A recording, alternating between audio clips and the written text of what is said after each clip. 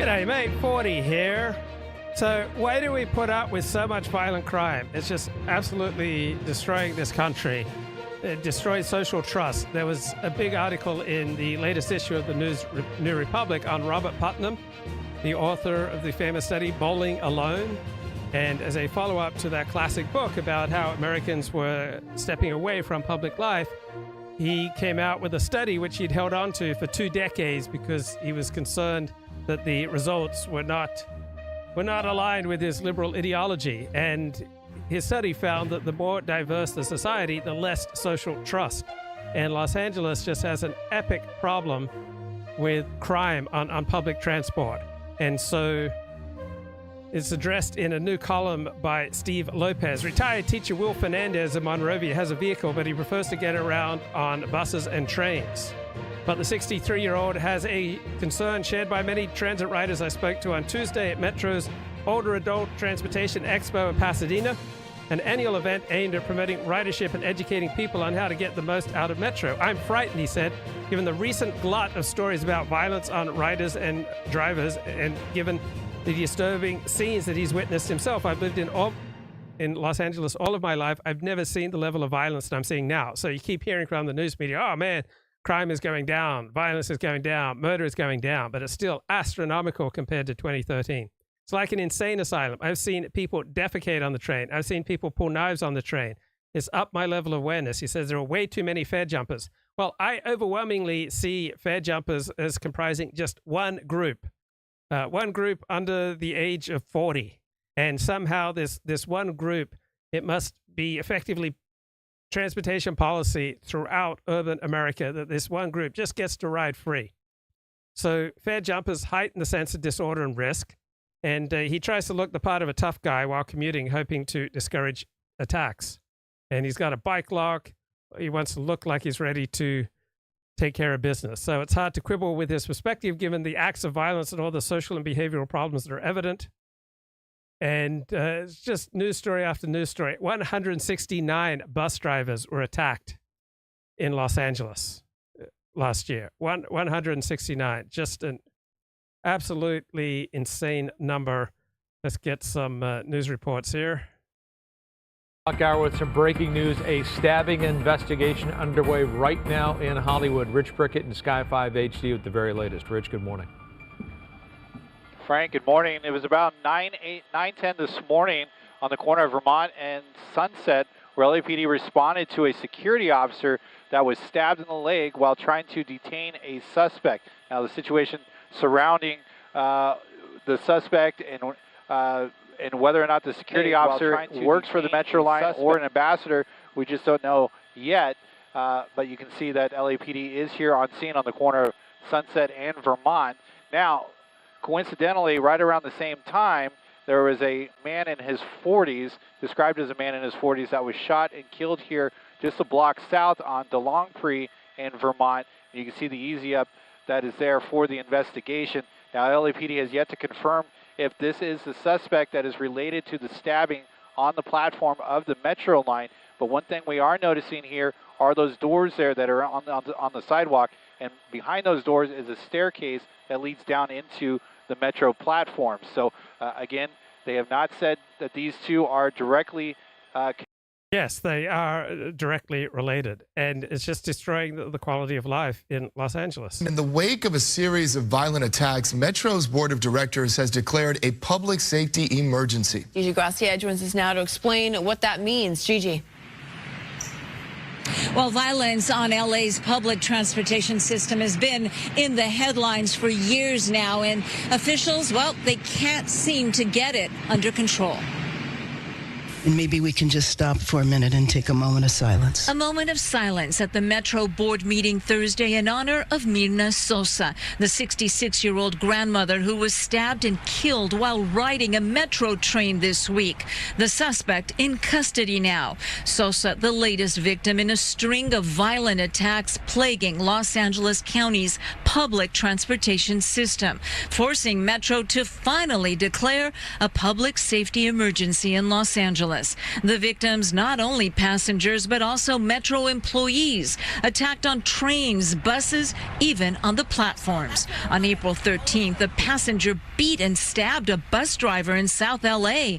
According to Metro, there were 160 assaults on bus operators last year alone. That prompted the board to agree to buy and install safety barriers for drivers. And obviously, that's needed. But what about the passengers? Metro officials saying they've identified the most challenging stations in LA, and among other measures, some on the board of directors called for were increasing security cameras and implementing facial recognition systems, which could help identify. So there's a very simple way to put a stop to this, massive increase in criminal violence, and that is to encourage police to do their job instead of discouraging police to do their job, which has been the mission of our elites, particularly since George Floyd's death in 2020. There's been this massive shift against policing and against punishing criminals, right? We get to decide how much violence we allow in our society by how much punishment we hand out to people who commit the violence. And if we're not willing to punish the people committing violent crime in this country, all right, we're just going to have ever increasing amounts of violent crime. And Los Angeles brought this on itself. It elected William Gascon, a left-winger who does not want to enforce penalties against violent crime. Californians voted for a proposition that essentially makes theft legal up to about $1,200. And as a result, right, we've had massive depolicing and an explosion in violent crime and nonviolent crime. By repeat offenders, and apparently there are many. It scans everyone that comes onto the platform before they board a train. So you could identify. You absolutely can. When it sees something that's the shape of, composition of a knife, a firearm, then it automatically, the video stops and takes a picture of the person. Wouldn't it be amazing if nature color-coded people for our benefit so that we could just tell at a glance whether or not someone was likely to be dangerous? I mean, that would just make things so much easier. But not all board members seem to like the idea. LA County Supervisor Holly Mitchell said the agency needs to keep the broader context in mind and not commit to knee-jerk reactions. This after at least 4 attacks this month alone. And if that facial recognition system were to be implemented, the goal would be to ban those passengers, those repeat offenders, from using the public transportation system. This is right. That's what you've got to do, right? You've got to ban the big offenders, right? You just remove from the system the 100 most dangerous, most chaos-creating people who ride public transport, and you would dramatically improve the quality of public transport in LA for hundreds of thousands of people. It's going to be discussed, the board says, for the next 60 days. Right, so it's just a matter of will. Are you willing to enforce the law, right? Are you willing to go after the bad guys? All right, back to Steve Lopez and his column. And Metro says that safety is the most important thing that they're working on.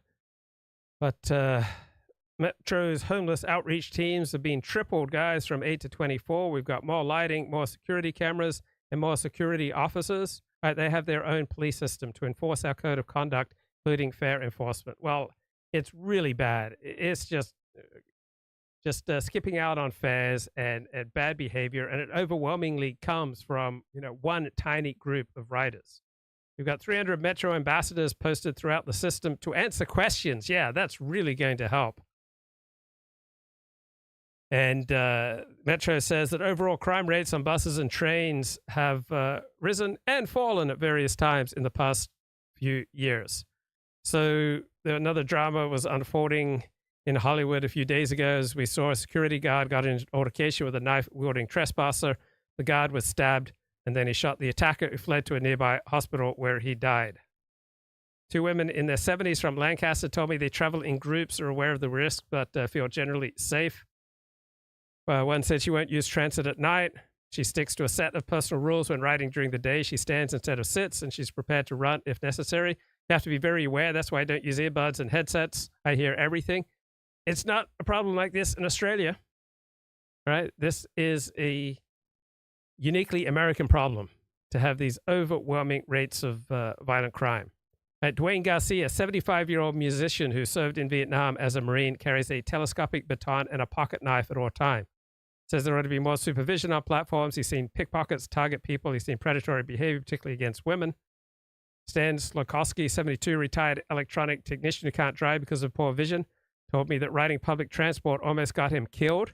He was attending a concert at St. Andrew's Church in Pasadena. He walked to the Memorial Park metro station a few blocks evening. When he got on the train, this woman poured gasoline on him and set him on fire. And too many people with violent histories don't face consequences and are left free to attack again. Obviously, there should be more uniformed officers patrolling on Metro, but there's simply a lack of will to tackle this problem. The state of recent violent crime on Metro trains and buses may trigger a job action against the LA County-wide transit system this morning. Yeah, Mario Ramirez has more on a possible sick-out by Metro operators. Mario. Jen, Melvin, good morning. We initially received a tip that at least 20 Metro operators are planning to stage a sick-out today in response to recent violence. Well, we heard from several drivers here at this El Monte Metro bus depot who say that it could end up being a lot more. That means fewer drivers will be out on the roads operating these buses, and that's expected to lead to slower, disrupted service, all in an effort to send a message to the agency. Now, the issue of safety has been a main focus of the LA County Metro Board in recent weeks. The board of directors even declaring it a public safety emergency. And today's demonstration comes as bus drivers have begun to sound the alarm on recent violent attacks taking place on public transit. Several have been a target of assaults, mostly coming at random or from alleged attackers with mental health concerns.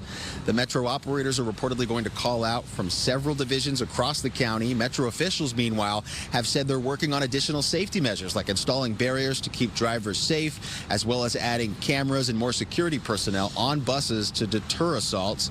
We did reach out to Metro for comment, and their communications director. If your evening commute includes riding the bus, well, you might want to consider alternate plans. Bus drivers staged a sick-out today demanding more protection from unruly and sometimes violent passengers after several recent incidents. KCAL's Amanda Starantino is live at Union Station in downtown LA. Right, so this is just a symptom of the overall problem, and that is we have incentivized depolicing. We have reduced punishment for people committing crime. And as a result, we have this explosion in crime. And we have a left-leaning population in California that is signing off on this, electing people like George Gascon as the Los Angeles district attorney, who has very little interest in prosecuting Biden voters when they're committing violence. And we passed a law effectively legalizing theft up to about $1,200. And we are destroying the quality of life in LA. With more on the demands and what the sick-out has done to service. Amanda? Hey guys, so the passengers I talked to today, really the consensus is they weren't really bothered too much. It was about 10 to 15 minute delays for them, with lines impacted across the city of Los Angeles, dozens of lines today, all day long. But you know who was impacted was Metro, as they had to really scramble to make sure they got operators in those bus driver seats today so that things weren't getting too bad for passengers on their schedule. But for a bus driver that I spoke with who did call out sick today, he says, you know, they're at a breaking point and needed to do something. Juan Carlos, a 13-year veteran bus driver for Metro, is standing up by standing off his bus today. It's personal choice that I made to come out here and stand. With his sign alone, he showed up right outside of Metro headquarters to speak up. We'd like to see safety, mainly safety. That's my concern, safety for passengers. Nothing good happens until people feel safe. All right, people aren't going to hang out in social groups, all right? They're not going to hang out in society. They're not going to contribute. They're not going to volunteer. They're not going to work together, right? They're not going to join organizations. They're not going to enjoy cultural events. They're not going to go to church or synagogue, right? They're not going to join big brothers and big sisters. They're not going to go to the park if it's unsafe. Whether it's dating, whether it's work, whether it's riding public transport, whether it's doing your job, nothing good happens until people feel safe. And we can create a safe society. All right. It's very simple. All right. We have a choice. How much do we want to police, and how much do we want to enforce the law, and how much do we want to punish these super predators that are destroying our society. And operators. Carlos is one of the 360 Metro bus drivers who called out sick Friday, hoping the disruption to scheduling will be enough for a call to action. People attacking drivers. Unfortunately, there's always who feels untouchable, you know, who can think he can do whatever he wants. And that's the kind of people I'm, concerned about when it comes to my safety. He says he's... And why do super predators increasingly in America's biggest cities, such as Chicago, Los Angeles, New York City, Washington, D.C., why do they feel like they can just get away with it? Because politicians from the Democratic Party have created incentives for the police not to do their job and for district attorneys not to prosecute people who are destroying the quality of life for the rest of us by committing rampant amounts of violent crime and getting away with it. Constantly verbally harassed, but he knows it could be much worse. A coworker was stabbed on line 53. There have been a series of violent attacks on the Metro. In March, a man hijacked a bus with a fake gun and caused the bus to crash into the Ritz-Carlton in downtown LA. Last month, a man punched a Metro driver in the face and stabbed him in the chest near South LA. Days later, another driver was attacked in Santa Monica. And just a few weeks ago, a woman was stabbed to death in an unprovoked attack as she exited a LA Metro train in Studio City. The Transit Operators Union, SMART, demanded changes in March, including... Right, stabbed to death, unprovoked. Right, in Studio City, which is one of the nicer parts of Los Angeles. Armed security officers on buses, felony-level charges for those who assault operators, silent alarms to alert police, emergency exits for drivers, and cashless fare payments. The union's general chairman released this video statement this afternoon. During recent discussions, I suggested to her that the funds that Metro spends on policing services needs to be used more efficiently. I stated my full support for the work her team is doing to explore setting up Metro's own dedicated transit police department. Friday's operator sick-out kept 10% of bus driver staff out of the office, causing minor delays for passengers. Lots of people told us the bus was going to be long delay, but it was only 15 minutes. But it was enough to get those who depend on these drivers to think twice. I would like to see more protection for them. I didn't think things were getting as worse as they are, and it's really sad. So Metro released in a statement today saying that they know their operators are, quote, the lifeblood of their organization and understands their fears that they say, then they point to the untreated. Wow. Amanda Starantino. I am so impressed by the quality of her reporting. I mean, this is a fantastic journalist. I mean, she really delivers the news straight. I mean, we need more of Amanda Starantino. I want to see more of Amanda Starantino.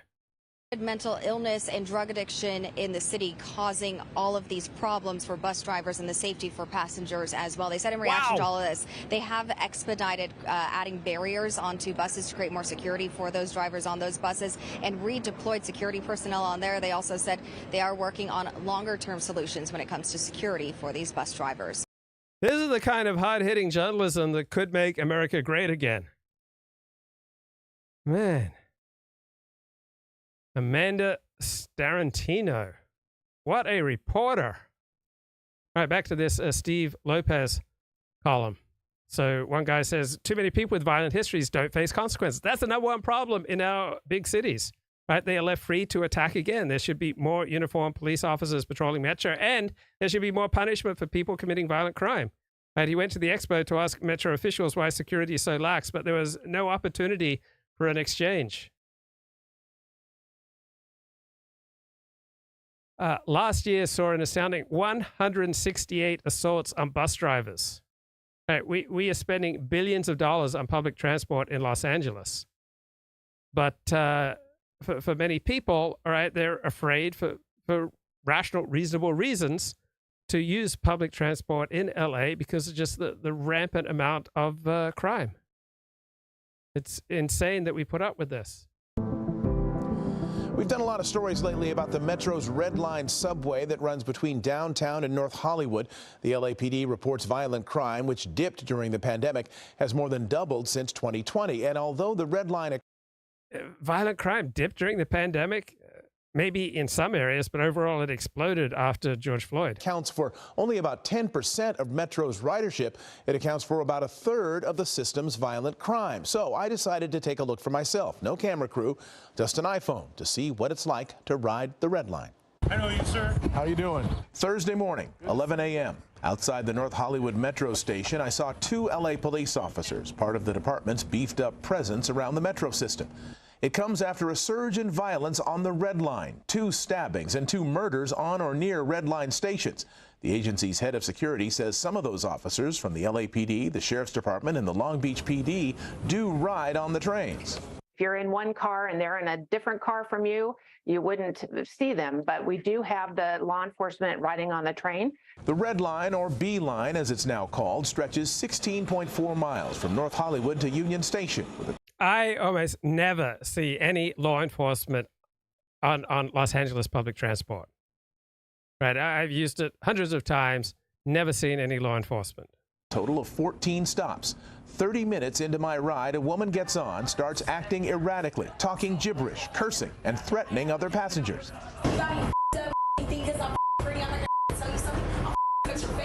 Passengers around me clearly unsettled, but unlike other subway systems, the Red Line isn't built to allow you to move to another car. The thing about incidents like that one is that you're stuck. If this had happened on the street, on a sidewalk, you could have walked away, walked around or whatever, but you're stuck inside this metal tube and you can't get away. Have I noticed an appreciable decline in the quality of life in Los Angeles since COVID? Yeah, since COVID. Yes, there has been a decline in the quality of life in Los Angeles over the past 6 years, but I still like it here. I mean, I don't obsess over the quality of life in LA. It's like it's something that I don't talk very much about. Until the next stop. You guys ever worry for your safety at all? No, it's just uncomfortable. It's just inappropriate for people to act that way. What do you think would have helped right there? What would have? Now, if you own a car, like everyone I know has had their car broken into, right? One bloke I know, he's had his catalytic converter stolen 3 times in the past year. So virtually everyone gets their car broken into. There's just no relief in sight. So many of my friends are moving to Florida. What would have helped make it better? I don't think anything. I saw law enforcement officers on 3 platforms along with armed private security guards.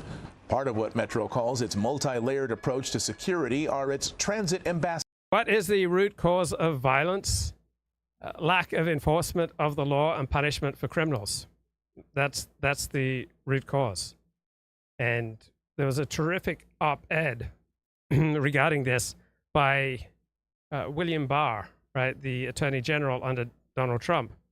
And he says, rising crime rates are a policy choice. This is from October 26, 2022. Progressives can't solve the problem because they won't abandon the practices that cause it.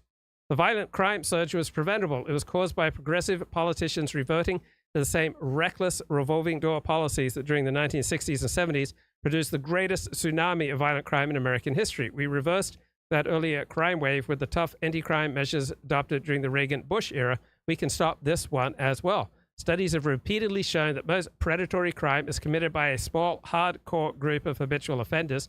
They are a tiny fraction of the population, about 1%, but they are responsible for between half and 2/3 of predatory violent crime. Each of these offenders can be expected to commit scores, even hundreds of crimes a year, frequently while on bail, probation, or parole. The only time they aren't committing crime is when they are in prison. For this group, the likelihood of reoffending usually doesn't recede until they reach their late 30s. So how do you reduce violent crime? You keep these people off the streets. Hold them in prison. There will be tens of thousands of people who aren't victimized, right? We need to incapacitate these people.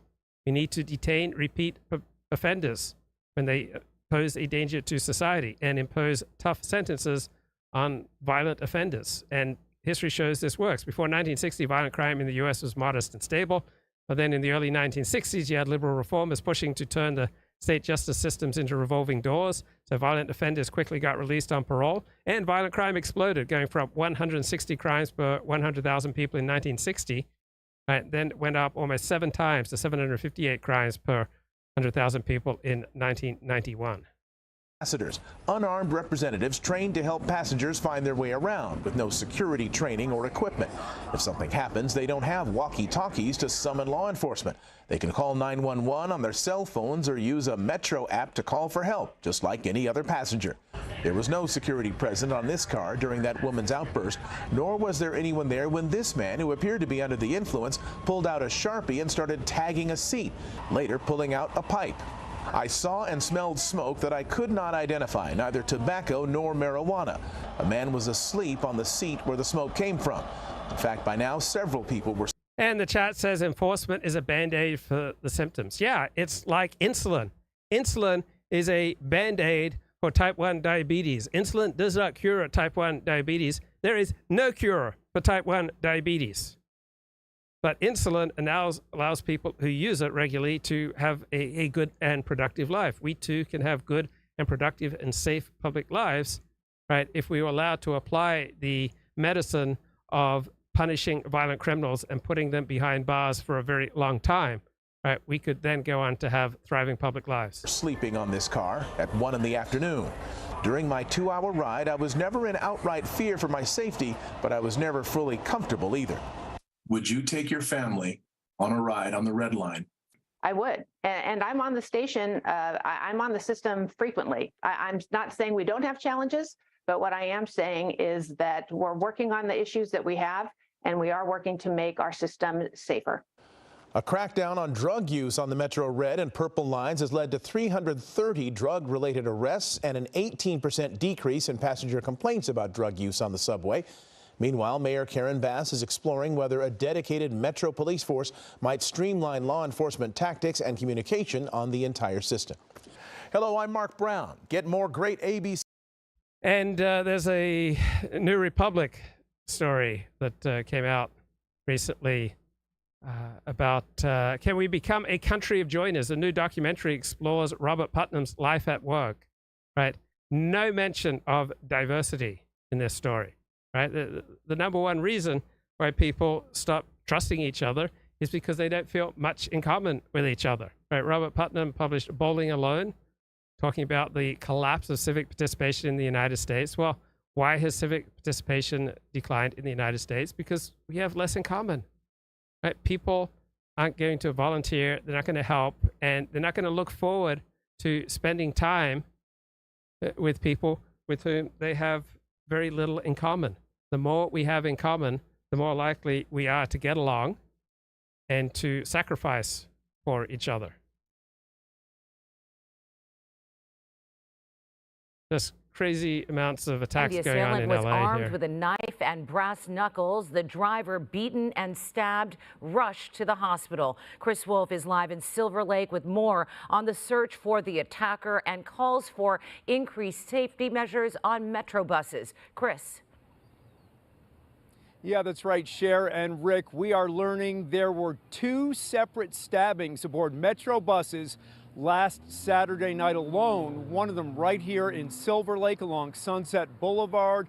Law enforcement agencies are investigating as the union representing bus drivers continues to call for change with increased security measures.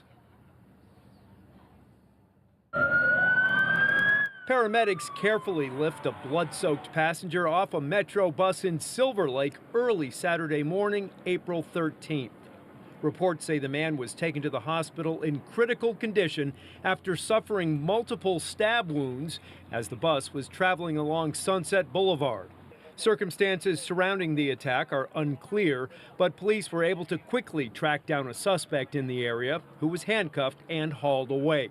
And this was just the first of 2 violent eruptions on LA public transportation that same day. Investigators say Saturday evening around 8:30, a man attacked a Metro bus operator with 0 provocation in South LA.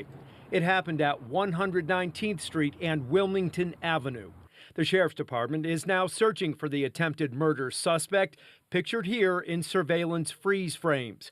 So do you think this was his first violent attack? No, I would wager that he's gotten away with dozens of violent attacks because we've incentivized the police not to do their job. and we don't punish people like him. They say the man, armed with brass knuckles and a blade, yelled at the driver, punched him in the face, and then repeatedly stabbed him. There was no one around him when I was staring at him. Good Samaritan Erica Diaz was driving behind the bus when it pulled over at a stop. Within seconds, she noticed a young man in his 30s shouting for help just outside her car. He had so much blood in his chest. So I knew that he was hurt in his chest. You know, he was like walking back and forth, asking, screaming for help. And no one was helping him? No one was helping him. I just rolled down my window. So why was no one helping him in South LA? Because there's very little social cohesion and social trust in South LA.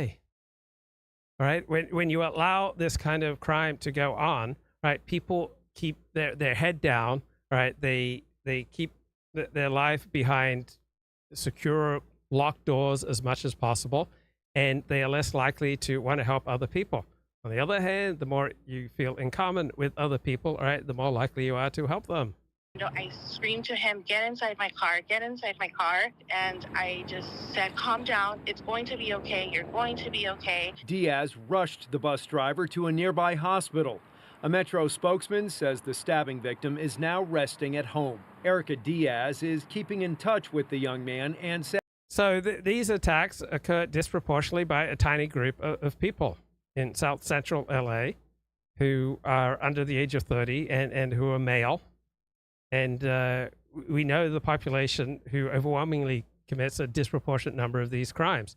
In the 1980s, the Reagan administration and several large states started locking up violent offenders. The nation's prison population rose from 300,000 to 700,000. This radically flattened the rate of violent crime, which rose only 11% during the 1980s. By 1991, the revolving door was in overdrive in many states. Nationally, murderers served less than 6 years on average, right? When murderers are only serving less than 6 years, you're going to have a lot more murder. The average time served for rape was 3 years. In Texas, offenders typically served only 15% of their sentences. 5 of 8 felons released from prison were arrested for new crimes within 3 years. So the George H.W. Bush administration initiated the doubling of federal police prison capacity, pushed states to do the same, started toughening up state justice systems, greatly expanded joint federal, state, and local task forces to target the worst criminals for stiff sentences, and the results of these policies were stunning. By 1992, more violent offenders were incarcerated, and the trajectory of violent crime started falling for the first time in a decade. So Presidents Bill Clinton and George W. Bush continued these policies. From 1991 to 2013, the total prison population in the U.S. doubled from 800,000 to 1.6 million. At the same time, violent crime plummeted, dropping for 23 years. By 2014, it had been cut in half to a level not seen since 1970. But progressives complained, why are we imprisoning so many people? Well, crime was dropping precisely because we were keeping violent criminals in prison. Right? Progressives call this mass incarceration. This implies that people are being locked up indiscriminately. On the contrary, incapacitation is a precision strategy, right? It targets and uses prison primarily for violent criminals who pose the greatest threat to public safety. Now, after 23 years of successful crime reduction, all this came to an end in Barack Obama's second term. Right? Steve Saylor said that he expected Obama would be moderate for his first term, and then once he got reelected, he would let his administration loose to follow their left-wing tendencies. And so you saw the demonization of police, the disincentivized for policing, incarceration rates falling, and crime rates booming up in 2014. This was temporarily halted by the Trump administration, which succeeded in driving violent crime down until the summer of 2020, when we had the Black Lives Matter riots, and now violent crime just rises without any end in sight. Right? If you keep chronically violent criminals in prison, right, that cost is small compared to the cost of letting these blokes roam the streets. Right? We spend huge amounts of money to reduce the risk of premature death or injury to members of the public. Right? We spend billions on highway safety, on environmental quality. If we started using these same cost-benefit analyses for law enforcement, we would spend far more than we currently do on police and corrections. Right? The whole purpose of government is to secure a peaceful society. But left-wing politicians do the opposite. They blight the lives of the law-abiding with their warped solicitude for the criminal few. It's time to stop the swelling crime rave And you can probably most effectively do it by electing Republicans. Right? Republicans are far less likely to call or incentivize for depolicing than Democrats. Says his recovery from emotional trauma may take longer than healing from his. Good evening, everyone. I'm Pat Harvey. And I'm Juan Fernandez. Now to our other top story here at 9. 3 violent attacks on Metro buses Okay, we've since got Saturday. Elliott Blatt joining the show. Elliott, what's going on, bro? Oh, blessings, Luke. Splendid weather today. I'm out in the park. Just beautiful. Listen to Luke in the park. Listening to Luke chronicle the decline of the West, and particularly of California. Tough times, bro. Tough times. But tough times make for tough men like you and me, bro. Yeah, it's just part of the cycle, man. So you think there's going to be a right-wing backlash to all of this, or is it just going to continue to grind and get worse? Yeah, there'll definitely be a backlash. We will have more law enforcement. We will have more punishment for criminals. Because we love our cops and our law enforcement. Yeah. You know? We just sometimes forget, you know? We sometimes forget, and we have to be reminded. Yes. So it's all part of a cycle, though. You know, it's like, you know, having lived as long as I've lived, you know, I remember in the Reagan years, you know, Reagan was always being assailed as being this, you know, bad guy, evil villain with his draconian approach to crime. Was it 3 strikes and you're out? Was that Pete Wilson? Yes. I don't remember yes. specifically. 1990s. There used to be a thing called 3 strikes and you're out. And I think on your 3rd strike, was it life or was it like 25 years? Yeah, it was pretty much life, effectively. It was to the life. Senate, which and you know, it's, and so what happens is policies like that, they work, you know, they deter crime, and they create, it leaves on the streets the people who are not criminally inclined. And so the people who are not criminally inclined can't comprehend why we need strong measures against criminals, right? Because they just see everyone that they meet is not criminally inclined. So they just assume everybody's the same, and that therefore these laws are just draconian and are, you know, anachronistic and need to be repealed. And then they are eventually repealed. And then we swing back the other way. And then, you know, we have what we have now. I just don't think there's no lasting solution to the problem. I think people, as long as they're people, are going to differ on human nature, and, you know, policy is just going to evolve in cycles, and there's nothing you and I can do about it. Well, is that fatalistic? No, it's accurate that it's absurd to think that we can change the direction for the United States, or even for San Francisco or Los Angeles. But on the other hand, I wouldn't say there's nothing we can do about it. We can make wise choices. We can develop our resources. We can be as productive and successful in life as possible, and therefore have more influence. So I wouldn't go fatalistic. But I mean, the most important thing, the good things in life lie, you know, largely between the individual within his family, extended family, and community. And so we can build up our own little community. Yeah, sure. And, you know, we stay local, but we sort of live in a defensive crouch now. I feel like I am anyway. I feel like I'm less inclined to integrate, you know, to interact with strangers. Yeah. I'm less inclined to visit strange neighborhoods. You know, I just opt for places I opt for paths and places which I know to be sort of safe, and I stay within them. So I feel like I'm living a very circumscribed life. And I don't know. I mean, you have to make wise decisions. So, for example, here's a phenomenon I see: a lot of married women and unmarried women think it's a good idea to, you know, get in the face of people who are behaving publicly in a way that they don't agree with, and they're just sometimes, you know, yelling and screaming at strangers, and their husband or boyfriend will say, you know, don't do that. That's insane. But they insist on doing that, and they won't take direction or advice from their husband. And so I speak to some of these guys and I say, well, don't stand next to her. Tell her that she's on her own, but you can stand 200 yards away so that if something horrible happens to her, at least you can call 911. But if your wife or your girlfriend is creating a dangerous situation, right, you should primarily protect yourself because she's refusing your protection. And your primary protection is you don't start up with strangers. And she's refusing your protection. So, get yourself in a safe place. And if you want to, keep within eyesight of what she's doing so you can call 911. But if so you can call the ambulance. Call an ambulance. But if a wife or a girlfriend won't take direction in matters of common sense safety, then I think you have to leave them out there to learn their painful lessons. So it's not exactly chivalry, which you were recommending here. Right. I would recommend chivalry if the wife or girlfriend is taking commonsensical direction from you. But if she ignores it and then creates an inflammatory and dangerous situation for you both, then just as if she develops a crack addiction, right? You may need to distance, or if she has a out of control spending problem, if she's got an out of control spending problem that's placing you in peril, then I think you have to, first of all, look out for your own safety. No, I totally agree. So do these women that act out in ways like this, are they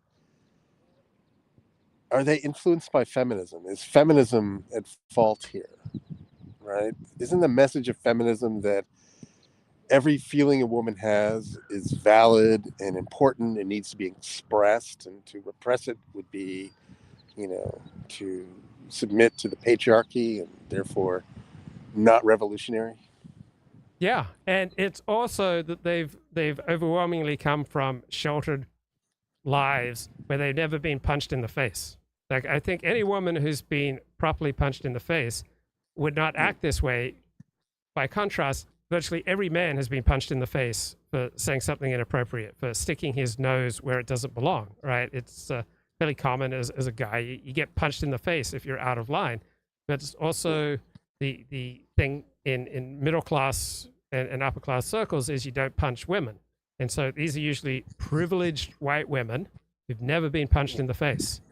And they live in a world of delusion where they think they can just start screaming or calling out a stranger and think that they are going to be absent from consequences.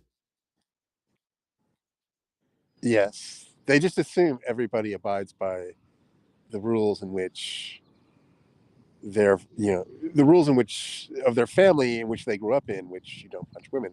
They don't realize that there's another world beyond the fence, beyond the borderlands where different rules apply.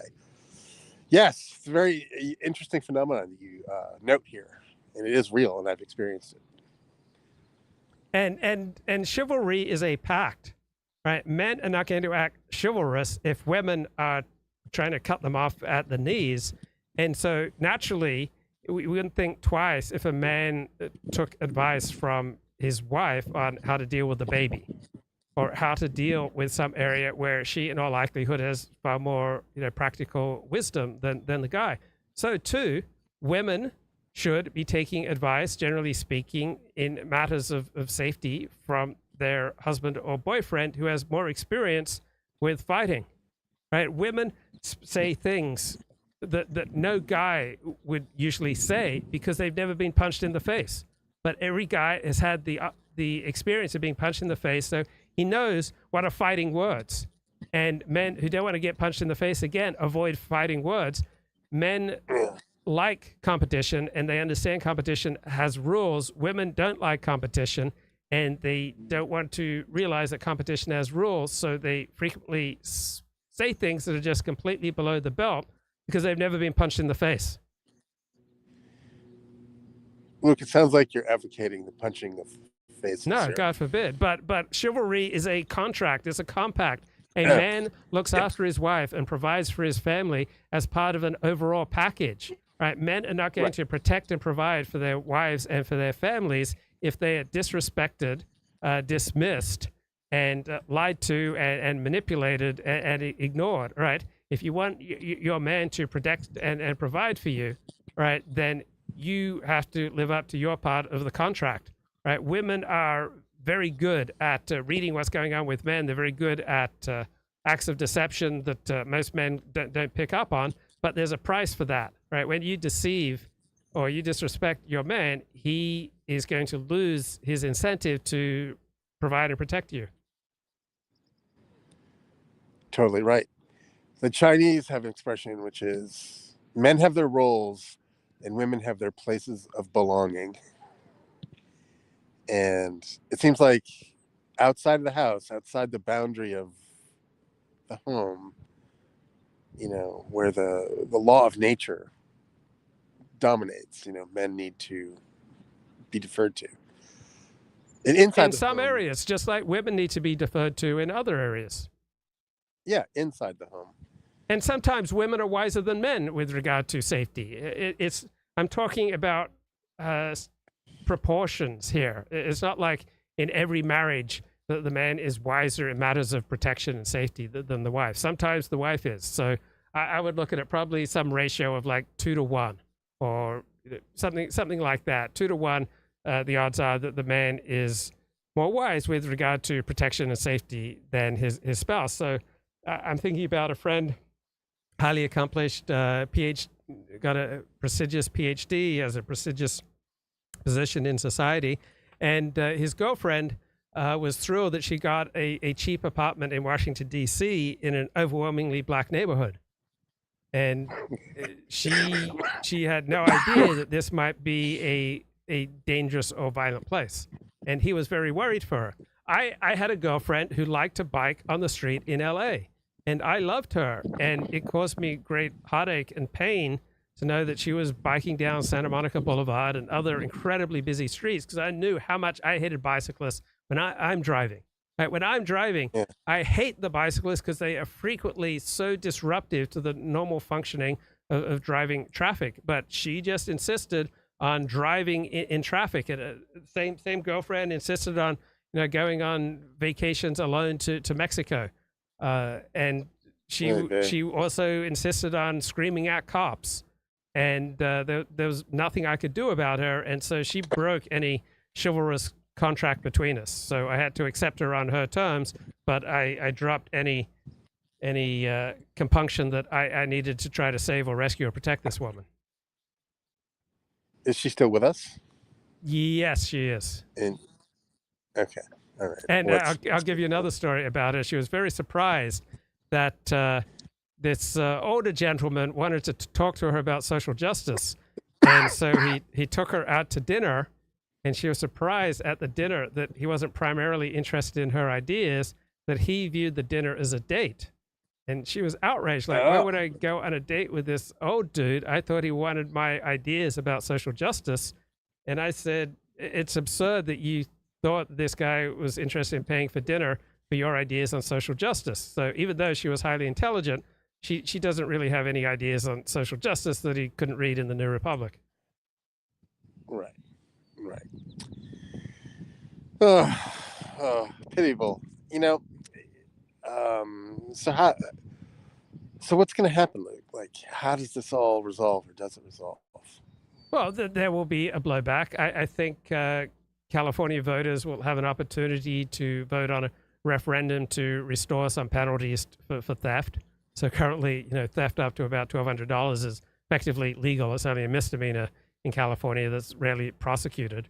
So I do think that the pendulum will swing back towards law enforcement, and very good chance that Donald Trump will win as president, which is not going to directly affect law enforcement on a local level, because law enforcement is overwhelmingly operated on a local level, but there will be some more incentives towards a law and order regime if Trump is reelected. I hope you're right. I'd like to agree with you, but I'm concerned that the numbers are just that that we've tipped over. The numbers are such that even if a significant number of people start seeing the light, there just may not be enough to sorry about the plane going overhead. There may just not be enough to deliver the results. That there's just so many people whose fortunes are tied to the welfare system that they're just incentivized to vote blue no matter who. Well, many of these changes will occur also within the Democratic Party. Like, Democrats don't like to be raped. Democrats don't like to be stabbed. Democrats don't like the quality of their life being destroyed. So you'll see a swing towards law enforcement within the Democratic Party. And you saw it in San Francisco when their George Soros-funded district attorney was recalled. Was it a year or two ago? Yeah, it was about 2 years ago. And things, in a strange way, though, that has sort of not backfired, but things have still continued to get worse after he was recalled. And so that fact in itself has become sort of a talking point to say that, well, you see, it wasn't these lax prosecutors after all. These people are very devious and they're hard to pin down, and they have ways of wriggling out of conviction. And also, different groups have different desires for different levels of law enforcement. So I don't think many people who lived in the borderlands of between Scotland and England are super pro law enforcement people. Gypsies don't tend to be super pro law enforcement. There are other groups that want less law enforcement. And then there are people from Northeast Asia and most parts of Europe who generally want more law enforcement and more punishment than we currently have. And then other groups from some parts of South America and from some parts of Africa want less law enforcement. So different groups want different levels of law enforcement. And in the United States, we have a legal and political system that was created by Anglos, but now it needs to be fitted to a much more diverse population with wildly divergent priorities and incentives with regard to enforcing the law. Okay, Luke, do you engage with your political opponents on social media? Do you have extended back and forth with people with whom you differ on political matters? Yeah. Never. And it's been years, many years since I've done that. I can't even remember. I mean, we're talking, I think, like more than 9 years. Yeah, I've only maybe in the past 2 years stopped doing that. And I wonder, only because I just recognize it as being a waste of time. But then I thought, well, if I don't do it, who's going to do it? Shouldn't, That's the most dangerous thing to say with regard to self-destructive behavior. If I don't do it, who else is going to do it? You're never going to directly change anyone's mind. Oh, that's true. You can't, people aren't persuaded by reason. So that, and this has been sort of a depressing realization of mine because, I used to enjoy those exchanges, but I never, ever once really felt that I got to the place where someone else said, Elliott, you're right and I'm wrong. I'm sorry. It never happens. So I honestly thought that would happen, and so I kept at it year after year after year, not comprehending the futility that I was engaged with. So what is the Luke solution? Just to live, live a good life and construct more sophisticated points if you're going to engage online, and then to just offer them. So here, I'll give you an example. If I tell people that I encounter, I just saw a great movie and it was incredibly moving. It still has stayed with me for 2 weeks. And I leave it there. Okay, so that took about 8 seconds to say. Probably half of people will say, oh, what movie was it? And then I say, oh, it's called The Zone of Interest. And it was about a Nazi commandant. And then half of them will say, oh, well, tell me more. And then out of the people that I talk to, just sharing something that I've learned or experienced, probably 10 to 20% of them will then go seek out that movie or check out that book, right? We have a tremendous power to influence, but it ends as soon as we try to directly manipulate people or directly argue with people. When we just share something so that it's no challenge to someone's self-esteem, sense of self, safety, as long as we're not challenging someone, right, putting them on edge. Right? If we just share things, we have a tremendous power to influence other people. But there's absolutely no chance of influencing other people when they sense it. And if you repeat it, right? If you keep pounding on something again and again and again, they're just going to tune you out. Yeah, that's right. People do have an inbuilt resistance to coercion. So once you're perceived as being coercive, even in the slightest degree, defenses go up. And, once that happens, it's over. So, yeah, but I've retrenched even further. It's like I don't even talk to anybody anymore. It's like the things I want to talk about, nobody wants to talk about. And the things they want to talk about, I don't want to talk about. So, well, if you joined a neighborhood watch group, I suspect that you would find things that you don't want to talk about. That's not a bad idea, actually, because those are the people I would want to talk with, Yeah. Okay. All right. So, the equivalent of the guardian angels, those people who ride public transport to try to make New York City a safer place. Yeah, but you know what? Here's the thing. Like, I'm on Nextdoor, right? And everyone's whining about the crime, right? But everybody wants to put the blame on the mayor, right? Yeah. And sure, the mayor does bear some responsibility, but the real causes are deeper than that. And just electing a new mayor isn't going to change things, right? Unless that mayor has a radically different approach, that radically different analysis and plan. And that plan that a right-thinking mayor would have would be very distasteful for these people who are also busily preoccupied about complaining about crime. So, I think it's the problem isn't correctly understood. And so you can't solve a problem until you understand it correctly. And some of that correct understanding sort of borders on the different peoples have different gifts analysis. And I don't think we're anywhere close to that. Right. There's no point in saying things that people can't hear.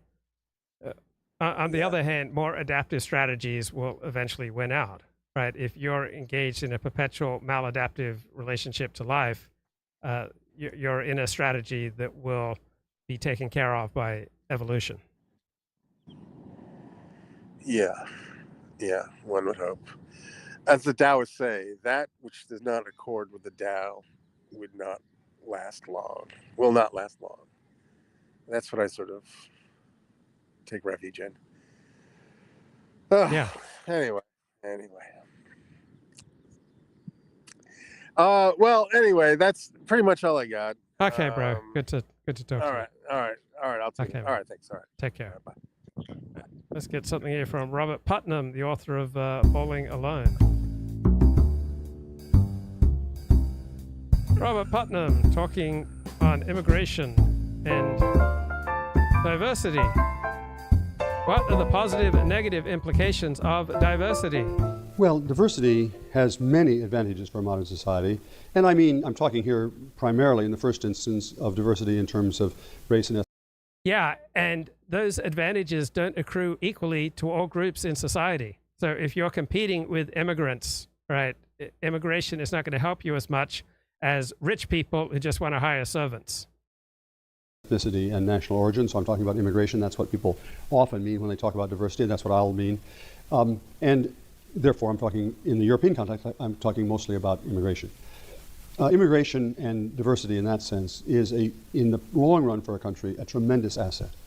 America is not perfect. Diversity isn't just some generic quality. All right, there are certain types of diversity that are awesome for a community or a nation, and other types of diversity that are killers, right? There are invasive species of plants and animals, and there are invasive species of people who cause incredible amounts of disruption. So violent crime is not committed equally by all groups, right? You can import certain groups, as Australia has discovered, importing certain groups from Africa who commit almost all carjackings in Melbourne. As far as an immigrant society, but from the point of view of the national advantages and disadvantages that America has, very much on the positive side of the agenda. I'd put not our beautiful landscapes, not our wonderful universities, not our Constitution. I put the fact that we are a diverse immigrant society. Right, that's absolutely insane. Right, there are parts of our diverse immigrant society that are above average in productivity, above average in contributions. And then there are other parts of our diverse immigrant society who are absolute horror shows, right? Who cause far more disruption, who are far more of a drain on our resources than contributors. And you can effectively see this in simple IQ rates. Right? People with above average IQs, on average, contribute more in tax revenue than they take out in social welfare spending. And the higher their IQ, the lower the chances that they'll commit violent crime or any kind of crime. So if you want to bring in high IQ immigrants, right, that diversity will make disproportionate contributions to your society. If you choose to allow in low IQ immigrants, then you will retard progress in your society and you'll make things just much, much worse. That is a huge advantage for America. A disproportionate number of our Nobel Prize winners are immigrants or children of immigrants. A disproportionate number of our... Yeah, and a disproportionate number of them are Jewish, right? It's not like they're just immigrants, right? Certain immigrants, right? Jewish immigrants, right? Northeast Asian immigrants contribute tremendously, right? Immigrants from Northern Europe, right? They contribute enormously. On the other hand, the Irish immigrants and many of the immigrants from Southern Europe caused tremendous problems initially, right, with much higher crime rates. And now overall, they've become significant assets to our country. But some immigrants are just destructive and an absolute disaster for the best interests of the United States. And then other immigrants are constructive. So we should be making wise choices about who we allow in our country. You make a wise choice, I would expect, with people you allow into your home, into your church, into your synagogue. Why would you not make a wise choice with those you allow into your nation state? Most creative artists and musicians are immigrants or children of immigrants. America is a much richer society. I don't just mean economically, although that too, but I mean culturally, and of course not just in terms of culinary richness. America is a much richer society because we're a diverse society. Immigration is good for work groups. We know from research that work... Right. No. Work groups that are diverse have less social trust, right? They don't work together as effectively. They're not nearly as efficient, right? It's not that they bring all these different perspectives and that makes them valuable. The more diverse the workplace, the more laws you're going to need to have about what's permitted and what's not permitted, and the less trust you're going to have, right? The more homogeneous the workplace, right? The more you have in common with your fellow workers, the odds are the better you'll get along and the more efficient and effective you'll be. Groups that are diverse, people bring to the common task a diverse set of perspectives, and that produces high... This is insane, right? It's not like bosses are looking for a diverse group of opinions about a task, right? Tasks are assigned on a hierarchical nature. Businesses are not democracies. What he's talking about has nothing to do with reality. Higher creativity. So diversity in general is an asset. On the other hand, in the short run, doing diversity is difficult. It's not easy. And it doesn't do any good for those of us who are in favor of immigration and diversity to hide the fact that in the short run, diversity causes turmoil and upsets everybody. Of course, immigration is not easy. Oh, in the short run? But 100 years later, when people belong to different races, have different religions, right? Have different histories, right? You really think that these differences are just going to lead to people getting together and trusting and loving each other? No. From any outside perspective, every religion in the world seems at best stupid, if not, downright satanic. If you're not raised in Orthodox Judaism or in Christianity or Islam or whatever the Baha'i faith, it just looks crazy. So when people belong to a different religion, right, it makes it more difficult to work together, as opposed to if you have religion in common, if you have culture in common, if you have sacred texts in common, if you have practices in common. In Australia, everybody says Merry Christmas. You don't think that creates a more cohesive society? Of course it does, instead of Happy Holidays. What happens in Australia if a business wants to order out a meal? Right? It just takes 5 minutes. They just decided one day they'll just all order pizza, or next day they'll all order some salad, or the next day they'll all order burgers, and it takes like 5 minutes. But in America, it takes like an hour to round up all the different food choices that you have at a workplace, because there's just no coherence. For the immigrants, those of us in the receiving countries have to recognize that these immigrants, whether they're coming across the Mexican border to America or they're coming across some border into, Norway, their life is hard, and it's No, there's just absolutely nothing in common in general between immigrants from Norway and immigrants from Mexico. They bring different gifts, and they bring different strengths, and they bring different weaknesses to the table. not going to get any easier in the new place, because they've left behind their family resources, their community resources, and that's true of Norwegians coming to America in the 19th century. It's true of these people coming to advanced countries in the 20th century, and of course. So, in general, Mexican immigrants into Southern California are incredibly low achieving, as opposed to Mexican immigrants to Texas and to Florida, who are much higher achieving. But California, due to its generous welfare policy, attracts, in general, the least productive Mexican immigrants, while Texas and Florida, with their more restrictive welfare policies and lower tax rates, they attract higher achieving, more entrepreneurial, more gifted Mexican immigrants. It also causes anxiety on the part of the receiving population. What our own research shows is that in the short run, I sometimes say diversity brings out the turtle in all of us. It causes us to hunker down, to pull in, to not want to be involved. In the long run, diversity is this big advantage. In the short run, it's difficult. So the challenge for and there's just simply no evidence for his assertion that in the long run, diversity is a big advantage, right? He's just lying. He's just making that up to fit in with his liberal left hero system. The immigrant society is to figure out how you make the transition from the initial stages, which are difficult, to the final stage. Right. He held off publishing his research that showed that the more diverse society, the less cohesion, less social trust, less commitment to civic institutions, the less volunteering. He held back on publishing that for 2 decades until he could figure out a way to spin it. Right. If he was as sure as what he's saying now, he would have published that as soon as he figured it out. But he had to figure out a way to lie about the results. Which you begin to have the benefits of all that diversity. And there are a number of lessons that I think. And Elliott Blatt says in the chat, I'm a turtle. Well, frequently, turtle is the best way to go. If the world around you is incredibly dangerous and threatening and uncomfortable to be around, then you do want to make like a turtle. And then you can find communities and safe spaces, all right, where you can relax and let your guard down. When I go to Orthodox Jewish events, right, there's a sense of ease that I feel because we all basically know the rules and nothing needs to be explained. And you can just like let your hair down and let loose.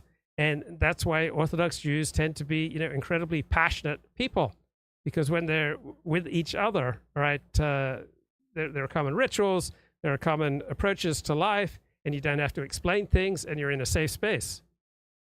America has learned. I'm not trying to say that America has all the answers. Of course not. We're a country that has made a lot of mistakes. We're making mistakes now in terms of immigration. There's nothing unique about America's racial problems. Like every country in the world that has the racial ratios that various parts of the United States have, has basically the same advantages and disadvantages. Right? There's nothing unique about the African-American experience in America as opposed to the African experience in the United Kingdom or the African experience in France or the African experience in Australia. Right? The African experience in all these countries has far more in common with each other than what distinguishes it. And of course, I'm using a gross overgeneralization because West Africans and East Africans, create completely different communities, and often, have completely different temperaments, completely different gifts. People from East Africa tend to create more stable, lower crime societies. People from West Africa tend to be much more rhetorically gifted, athletically gifted, particularly with regard to sprinting. The East Africans tend to be more gifted with regard to long-distance running and producing, calm communities. But we probably make fewer mistakes because we've done it a lot than many other countries. One of the key... There's just absolutely no evidence that the United States has made fewer mistakes with regard to diversity than other countries. Right? Other countries with diversity have had similar struggles to what we have when you're talking about the same ratios of people. Right? The Irish have brought particular gifts and particular challenges for the rest of the population. And the Norwegians bring their own gifts and challenges, and people from West Africa and East Africa and Southern Europe and from Southern Asia and Northeast Asia, all right, they all bring their own unique gifts and challenges. And wherever they move to, whether it's the United States or the United Kingdom or France or Germany or Australia, right, they bring the same generalizable, statistically verifiable, similar life results. Right? The Japanese who moved to the United States have fairly similar life results to the Japanese in Japan and the Japanese in Brazil and the Japanese in Australia. And West Africans who moved to the United States have similar life results to other West Africans in West Africa or West Africans who moved to the United Kingdom or to France or Germany or Australia. Things is to understand that the task is not to make them, the immigrants, identical to us. It's not even possible, right? Assimilation only occurs in the most superficial of manners, right? They learn to dress as we do, and they learn to speak as we do, and they learn various cultural references. But the life cycles of the Japanese immigrant to America, right, 3 generations on, are fairly similar in terms of high devotion to education, to family, to living a cautious, thoughtful life as part of an extended family, right? That's pretty similar between 3rd-generation Japanese in California and 3rd-generation Japanese in Brazil and in Australia and wherever they go, right? The Chinese immigrants to South Asia are known as the Jews of South Asia because they bring an identifiable, easy to recognize, statistically verifiable set of gifts wherever they go in the world. And it really doesn't matter that much if they move to Indonesia or to Australia or to Thailand. The real task for an successful immigrant society is to create a more encompassing sense of us, to make the we no longer defined by DNA, but defined by our shared values.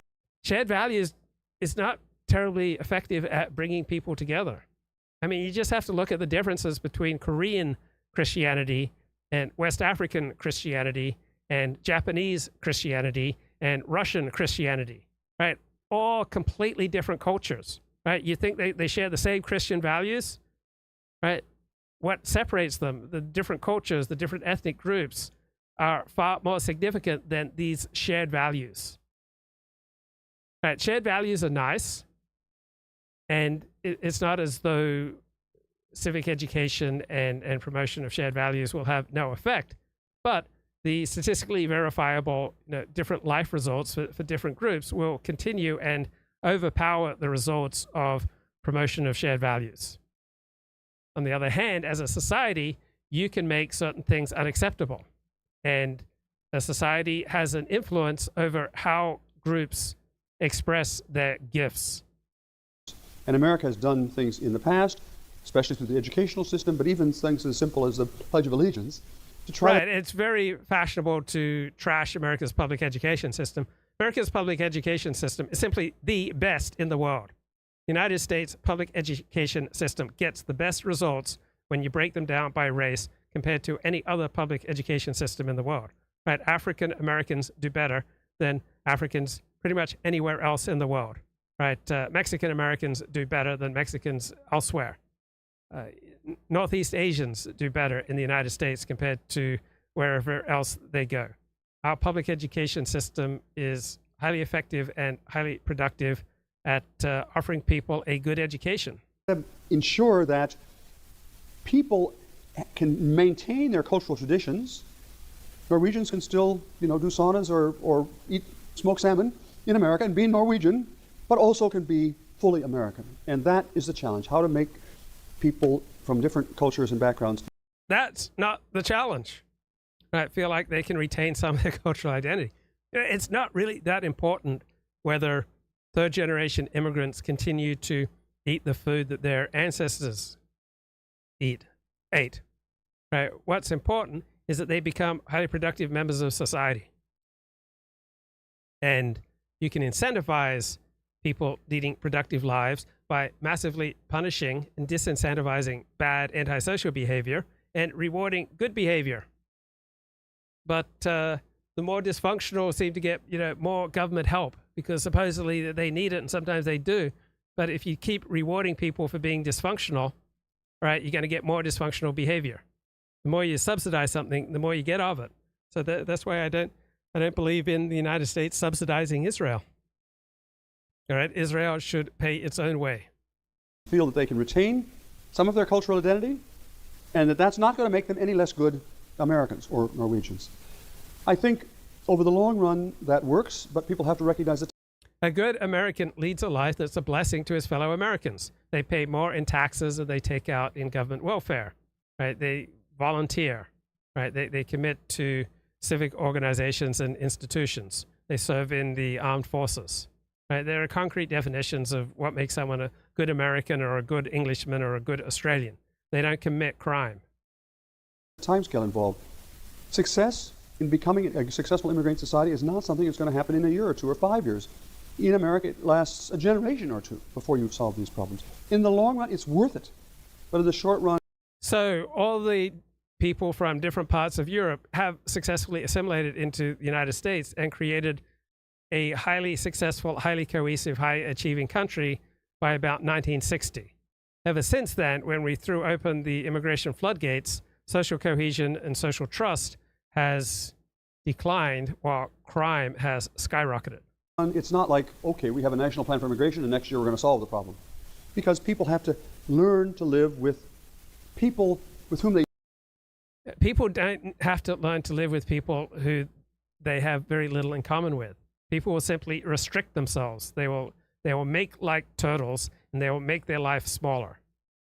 Right? People will spend more time with people like themselves, racially, religiously, ritually, philosophically. Right? The more you have in common with someone, the more you're going to want to hang with them. They don't look like each other, but they share values, and that's what Americans gradually and slowly over time have learned. Looking like each other is not some minor point. The more you look like someone, the more likely you are to get along with them. The more likely you are to trust them. The more likely you are to feel comfortable with them. The more likely you'll have a sense of ease with them. It's not some trivial, delusional construct. The crucial step here is to have a more capacious, a bigger, more expanding, more inclusive sense of what we means. And over time, our own history shows that groups that initially seemed extremely different actually can come to see themselves as part of, everybody can see themselves as part of a shared group, and after a while the differences more or less disappear. Let me give you a very quick example. Rosemary, my wife, and I have some friends who are... Some differences disappear and others don't. Right? Do you really think that... just ask people from Africa, right? Your ancestors come from Africa. Do you have the sense as you go through life that your differences with non-Africans have just disappeared? No. Differences between Irish and Italians and French and Germans, all right, who come to the United States, and then 3 generations later, all right, their children will effectively, get along, and there won't be many differences. So for some people, their differences disappear. But for other people, they retain a unique perspective on life and a sense of separation. All right, Jews, to the extent that they identify as Jews, to the extent they practice Judaism, see themselves as a people apart. Many different groups see themselves as a people apart. She is Italian. She is Irish American. He is Italian American. When they're our age, when they got married in the 1960s, This was called a mixed marriage. They were both Catholic, but one of them was from Ireland, and one was not from Ireland, but one was an Italian-American, and one was an Irish-American, and everybody involved said, this is never going to work. This is a mixed marriage, as you know, never work. Now it seems like a joke. I mean, they're both Catholic, and that was not, now we would say it's not a mixed marriage. She, the woman in question, it's not like she has forgotten that she's Irish. When she cooks, they have mostly potatoes. Okay, some delusional sentiments there from Robert Putnam.